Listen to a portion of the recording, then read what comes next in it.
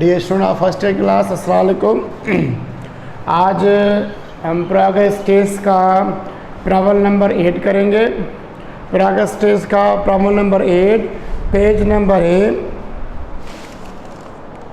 28। Page number 28 पे हम आज न्यूमेरिकल करेंगे और उसके मुताबिक आपको कहूँगा इसमें क्या क्या लिखना है, क्या डिटरमाइन करना है। तो मैं पहले इसकी रीडिंग कर रहा हूँ। प्रॉब्लम क्या कह रहा है? प्रॉब्लम नंबर 28 में कह रहा है कि 8वां problem, acidic acid contains, acidic acid के अंदर मौजूद होते हैं कार्बन, हाइड्रोजन, ऑक्सीजन। क्या कह रहा है कि एक एसिडिक एसिड सैंपल है, उस सैंपल के अंदर कौन से एलिमेंट मौजूद है? Carbon, hydrogen, oxygen. आगे क्या कह रहा है? 4.24 grams of sample of acidic acid on complete combustion से जब इनको हम बर्न कर रहे हैं, इसके 4.42 ग्राम्स हम सैंपल एसिडिक एसिड को उठा रहे हैं और हमको ऑक्सीजन के साथ रिएक्शन करा रहे हैं, तो हमें देगा 6.21 gram of carbon dioxide, 2.454 gram of water. The molecular mass of acidic acid is 60. Find the molecular formula and empirical formula of acidic acid. हमने इसका empirical formula and molecular formula दोनों डिटरमाइन करने हैं। तो first we write down the data. इसकी data लिखेंगे इस problem की। तो first we write down the data. Data में क्या क्या चीज़ें दे रहा है हमें वो पहले लिखेंगे। हमें डेटा में दे रहा है कि जो सैंपल का मास है, तो लिखोगे मास ऑफ सैंपल,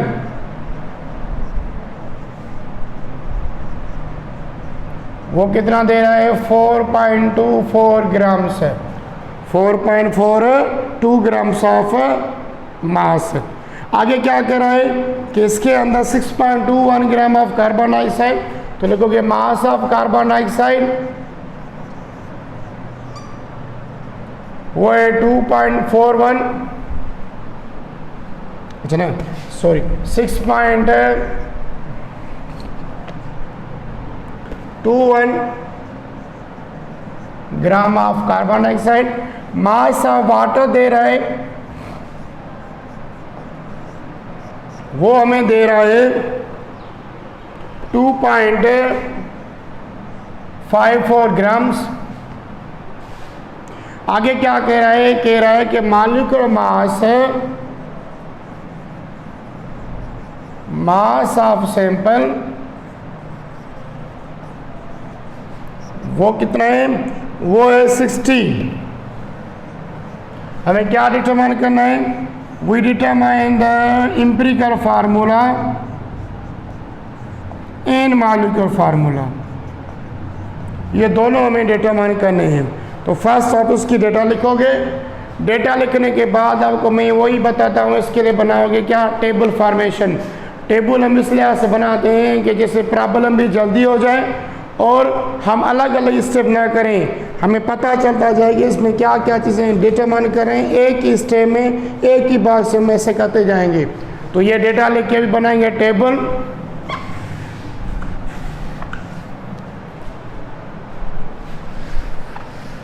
आप भले जो है ना किताब में लाइनें बना के ऐसे बना के एक साइड ये एक साइड, तो ये टेबल बनाने से क्या होता है, आप इससे भी पता चलते जाएंगे। एक ही टाइम में आप एक ही चीज़ डिटरमाइन करोगे, वरना आप अगर सेपरेट करोगे तो पहले एक को उठाओगे, फिर दूसरे को उठाओगे, फिर तीसरे को उठाओगे, तो वो लंबा प्रोसेस हो जाएगा और बार बार वही चीज़ें। अब इसमें क्या करेंगे? एक ही टाइम पर हम वो सारी चीज़ें डिटरमाइन। तो टेबल में पहले आपको पता है कि क्या लिखते हैं? We write down the elements है। पहले में लिखते हैं कि फर्स्ट सीरीज में क्या है कि इसके अंदर कौन कौन से एलिमेंट हैं इस सैंपल के अंदर। एक टेबल ये होगी कार्बन की, ये हो गया कार्बन, हाइड्रोजन, ये ऑक्सीजन। अभी आपको क्या लिखना है टेबल के अंदर? पहला इसका स्टेप है कि कौन से एलिमेंट इस सैंपल के अंदर मौजूद हैं। तो एम्पली का फॉर्मूला डिटरमाइन करने का पहला स्टेप क्या होता है, we determine the element, we identify the element. तो आपको वो किताब वाले बताते हैं कि इसके अंदर एलिमेंट होते हैं। अगर आपको पता नहीं है कि उस कंपाउंड की आपको पहले केमिकल कंपोजिशन आनी चाहिए। तो इसके अंदर एलिमेंट कौन से हैं सर, कार्बन, दूसरा हाइड्रोजन, तीसरा क्या है ऑक्सीजन। ये तो लिख लिया हमने। तो पहला स्टेप क्या लिखा मैंने, पहले स्टेप में लिखा इनके एलिमेंट्स है। अभी हम क्या करेंगे, we calculate the mass of element है। सेकंड स्टेप में क्या करेंगे, सेकंड स्टेप आपको बच्चों को आता होगा कि sir we calculate the mass by using the mass of compound. हम इन्हीं कार्बन का मास डिटरमाइन करेंगे फ्रॉम कार्बन डाइऑक्साइड, हाइड्रोजन का मास डिटरमाइन करेंगे फ्रॉम वाटर, ऑक्सीजन को हम डिटरमाइन नहीं करेंगे, हम ऑक्सीजन को आगे परसेंटेज के लिहाज से करेंगे। अगर आपको डिटरमाइन करना है ऑक्सीजन का मास तो पहले कार्बन डाइऑक्साइड का निकालोगे, ऑक्सीजन का मास कितना हो रहा है, फिर हाइड्रोजन में उसमें वाटर में से निकालोगे, इन दोनों को जमा करोगे तो वो हो जाएगा, लंबा प्रोसेस है। तो हमें क्या करना है, जो हमें प्रोसेस इजी लग रहा हो और जिस प्रोसेस में स्टेप कम हो और वो किताब के लिहाज से तो हम उस लिहाज से करेंगे। तो मास of element, mass of element का फार्मूला होगा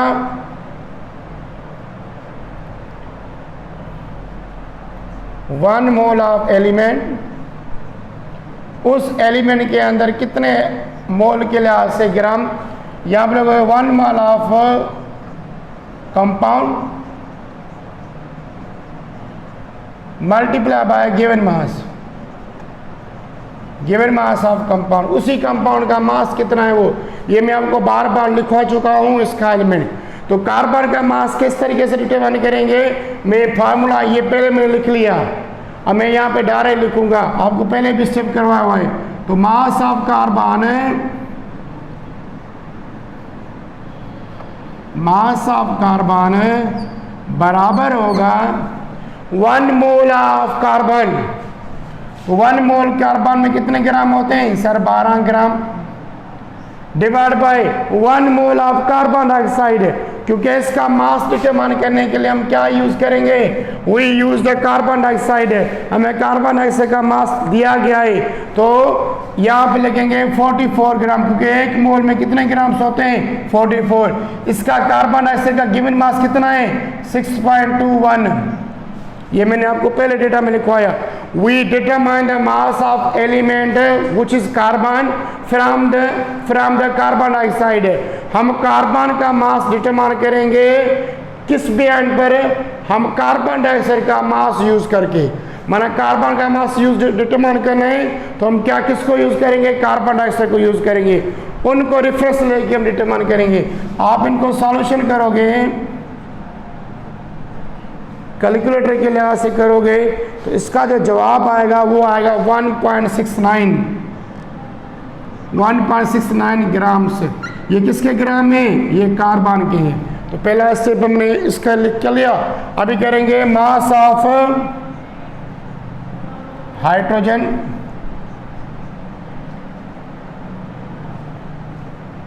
तो मास ऑफ वाटर कैसे करेंगे, वाटर के अंदर इसमें होते हैं 2 ग्राम्स, 2 एटम होते हैं। तो यहाँ पर रखेंगे 2 ग्राम्स, 1 मोल वाटर का कितना हो गया 18 ग्राम्स, मल्टीप्लाई बाय, और वाटर का गिवन मास कितना है पहले लिख चुके 2.54। देखो मैंने वही फार्मूला लिख किया है, 1 मोल ऑफ एलिमेंट माना हाइड्रोजन है, देखो हाइड्रोजन है, वाटर के अंदर कितने 2 एटम में ना 2 ग्राम, इसका मास कितना है, इसके 18 हो जाएगा 18 लिखे नहीं ग्राम। इनको सॉल्यूशन करोगे तो फाइनल जवाब आ गया 0.28 ग्राम। ये किसका मास है, ये हाइड्रोजन का मास है। इसमें हमने डिटरमाइन किया है कार्बन का मास, किसका मास यूज करके, कार्बन डाइऑक्साइड का। इसको यूज किया, इसका मास कैसे डिटरमाइन किया, वो use the mass of water.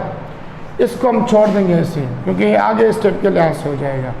Now mass के बाद जो सेकंड स्टेप है वो है percentage. Third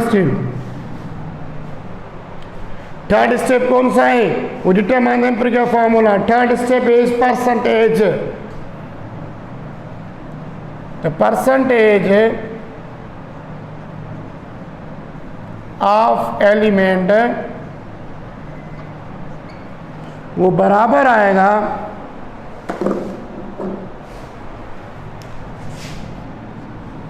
mass of element divide by mass of sample multiply by 100। Mass of element ये यूज करेंगे, इसका मास ऑफ एलिमेंट ये यूज करेंगे, तो टोटल मास सैंपल का कितना है वो आपको दिया गया है, वो है 4.24। अभी यूज करें तो परसेंटेज ऑफ कार्बन को डिटरमाइन करेंगे। Mass of carbon, mass of carbon कितना है 1.69 divide by mass of sample. आपको डेटा में बताया था कि कितना यूज करें, तो 4.24 वो आपको लिखा होगा किताब में 4.24 ग्राम्स मल्टीप्लाई बाय 100। अब परसेंटेज ऑफ कार्बन कितनी निकलेगी जब इसको सॉल्यूशन करोगे, तो परसेंटेज ऑफ कार्बन निकलेगी, वो निकलेगी 39.8%। 39.8%। ये किसकी परसेंटेज निकली? ये निकली कार्बन की। किसकी निकली? कार्बन की। अब ये निकालें हाइड्रोजन की, तो परसेंटेज ऑफ हाइड्रोजन बराबर होगा mass of carbon, mass of what hydrogen 0.28, mass of sample वही उठाओगे 4.24 मल्टीप्लाई बाय 100, इसका निकलेगा 6.60%। अभी दो की मिल गई, तीसरे एलिमेंट की कैसे डिटरमाइन करेंगे? 100 में से माइनस करेंगे। क्या करेंगे? 100 में से माइनस करेंगे तो में निकल जाएगी। वो करके देखें सर। परसेंटेज ऑफ कार्बन जो बराबर होती है ऑक्सीजन, वो होती है 100 minus summation percentage of carbon plus percentage of hydrogen.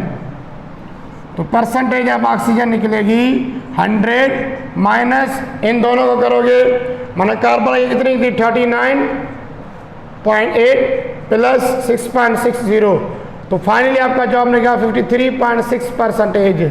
ये किसकी परसेंटेज है? ये परसेंटेज ऑक्सीजन की। तो मैंने ऑक्सीजन एलिमेंट की कैसे निकाली? दोनों की परसेंटेज को सम करके 100 में से माइनस की, तो इसकी परसेंट निकल गई।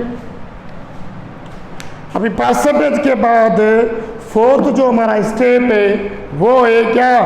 Mole ratio. कौन सा है? Mole ratio. फोर्थ स्टेप कौन सा है? Mole ratio. तो मोल रेशो कैसे डिटरमाइन करते हैं? तो मोल रेशो का फार्मूला आपको पता होगा सर, वो बराबर होता है percentage of element divide by atomic weight. Mole ratio कैसे निकालते हैं? मोल रेशो निकालते हैं percentage divide by atomic weight.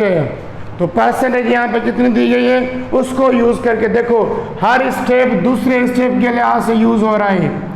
ये वाला इसमें यूज हो रहा है, देखो इसका मास इसमें यूज हुआ और इसकी परसेंटेज आगे वाले स्टेप में यूज होगी।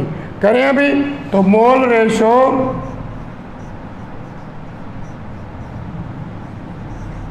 ऑफ कार्बन बराबर होगा, परसेंटेज कितनी है 39.8 है, डिवाइड बाई एटॉमिक वेट कितना है 12। इसको आप सॉल्यूशन करोगे तो आएगा 3.31।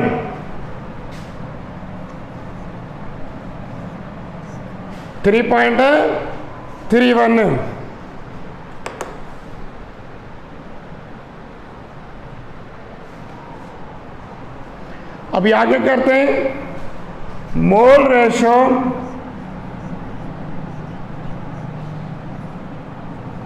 ऑफ हाइड्रोजन बराबर आएगी परसेंटेज 6.60 डिवाइड बाय 1, क्योंकि हाइड्रोजन का 1 है तो इनका जवाब सेम ही आएगा।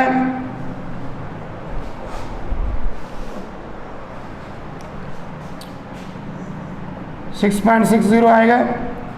अभी निकालेंगे mole ratio of oxygen, percentage है 53.6 डिवाइड बाय 16, इसका जवाब होगा 3.35। इसके बाद हमारा क्या है, लास्ट स्टेप है जिसको कहते हैं एटॉमिक रेशो। तो एटॉमिक रेशो कैसे निकलता है?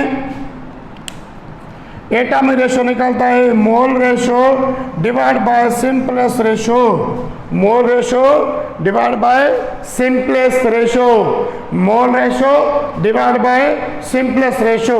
इन तीनों में से देखेंगे किसका मोल रेशो बिल्कुल कम है, वो सारों के साथ इनके साथ डिवाइड करेंगे, इनके साथ डिवाइड करेंगे, इनके साथ। अब मुझे डी रेशो बताओ, इसका है 3.31, इसका 6.60, इसका 3.35। कम किसका है सर? कम इसका है। तो अभी इसको करें तो एटॉमिक रेशो क्या आएगा सर? एटॉमिक रेशो आएगा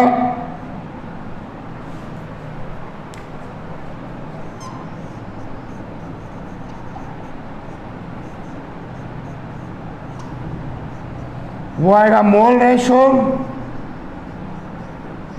divide by simplest mole ratio, या आप कहोगे लीस्ट मोल रेशो,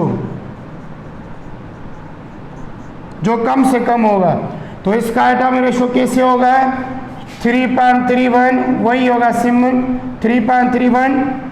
इसका कितना होगा मोल? 6.60 डिवाइड बाय 3.31, इसका होगा 3.35 डिवाइड बाय 3.131। आप इनको सॉल्यूशन करोगे, इनका जवाब आएगा 1, इसका जवाब आएगा 2, इसका जवाब आएगा 1, 2.1 पॉइंट समथिंग आएगा, तो 1 आ जाएगा। तो अभी इसका एम्पिरिकल फार्मूला निकल गया। मिस कार्बन का होगा 1 एटॉमिक रेशो माना C1 होगा, और हाइड्रोजन के कितने होंगे? हाइड्रोजन होंगे H2, और ऑक्सीजन कितना होगा? O1 होगा। अब इसका एम्पिरिकल फार्मूला बनाए, ये हमने कर लिया किसके लिहाज से? एम्पिरिकल फार्मूला के लिहाज से। एम्पिरिकल फार्मूला के लिहाज से, एम्पिरिकल फार्मूला के लिहाज से कैसे करेंगे? We calculate the atomic ratio, lastly here is a 1, here is a 2, here is a 1. So the empirical formula of acidic acid is C1H2O1। तो इसका एम्पिरिकल फार्मूला क्या होगा? 8वें प्रॉब्लम का एसिडिक एसिड का जो हमने एम्पिरिकल फार्मूला निकाल दिया वो कौन सा हुआ? C1। तो लास्ट में लिखोगे the empirical formula of C1H2O2। Empirical formula ये हो गया।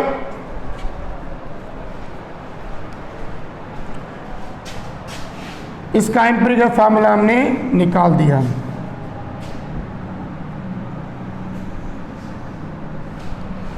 वो एम्पिरिकल फार्मूला लास्ट में लिखोगे, here is empirical formula is equal to C1H2O1। हमने इसका पहला आंसर निकाल दिया। अभी हम क्या करेंगे? We calculate the molecular mass. अब मैं इसको मिटा रहा हूँ। लास्टली हम क्या करेंगे? इसका एम्पिरिकल फार्मूला डिटरमाइन करेंगे।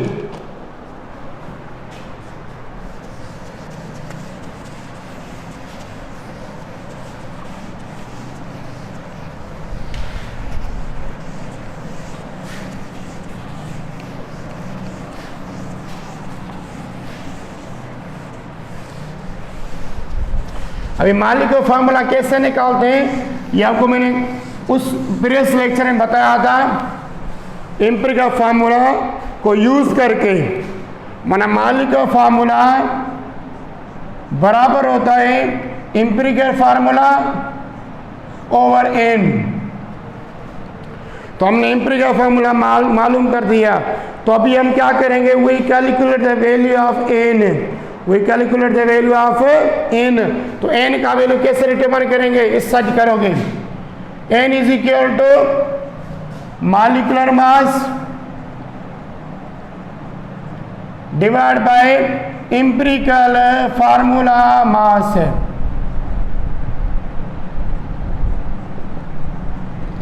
तो इसका मास डिटरमाइन करेंगे। तो CH2O 12 plus 2 plus 16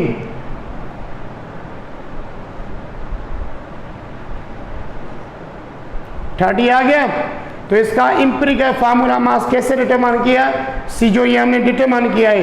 empirical formula मास हमने डिटरमाइन किया 12 इसके 2 इसके 16 इसके, तो टोटल को जमा करेंगे तो 30 निकलेगा। तो मालिक का मास आपकी बुक में इसने दिया हुआ है। तो मालिक का मास कितना दिया हुआ है, वो दिया गया 60 ग्राम से, ये आपको पहले बताया हुआ है। तो एन बराबर आएगा 60 बुक में दी मैंने, ये आपको डिटरमाइन करना है, हर किसी का अलग होगा। 0 इधर से गया तो एन का वैल्यू क्या आया, 2 आया। अब भी हमें इजी हो गया, तो ये आप निकालोगे पहले ही। तो मॉलिक्यूलर फार्मूला बराबर होगा, एम्पिरिकल फार्मूला कौन सा है, C1H2O1 ओवर एन। अब एन की जगह पे क्या करेंगे, 2 वैल्यू पुट करेंगे। तो मॉलिक्यूलर फार्मूला बराबर आएगा C1H2O1 over by 2 is multiply, then finally we get C2H4O2। ये इसका निकल गया क्या, मॉलिक्यूलर फार्मूला।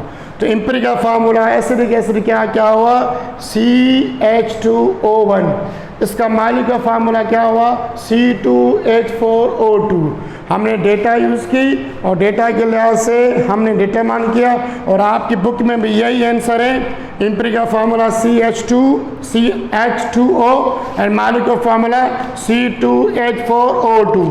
हमने ये दोनों डिटरमाइन किए। मॉलिक्यूलर फार्मूला डिटरमाइन करने के लिए लाजमी है कि आपको एम्पिरिकल फार्मूला डिटरमाइन करना चाहिए या आपको पता हो उसका। फिर हम इसका एन का वैल्यू निकालेंगे। N show the number of atoms of real, कितने सिंपल रेशियो में इनका नंबर ऑफ एटम निकाला गया है। तो N molecular mass divide by empirical formula mass. Empirical formula mass का मैंने इसका ऐसे मास निकाला, 30 आया, 60 डिवाइड है तो 2 होल नंबर निकल गया। तो हमने 2 इसके साथ मल्टीप्लाई किया, इनके साथ रेशियो के साथ, तो 2 ये 4 ये 2। तो आज हमने कौन सा प्रॉब्लम किया, प्रॉब्लम नंबर 8 किया प्रोग्रेस टेस्ट में से, और ये इसके सारे स्टेप लिखवाए और ये कैलकुलेशन भी आपको करवाई, इसको नोट कर लेना।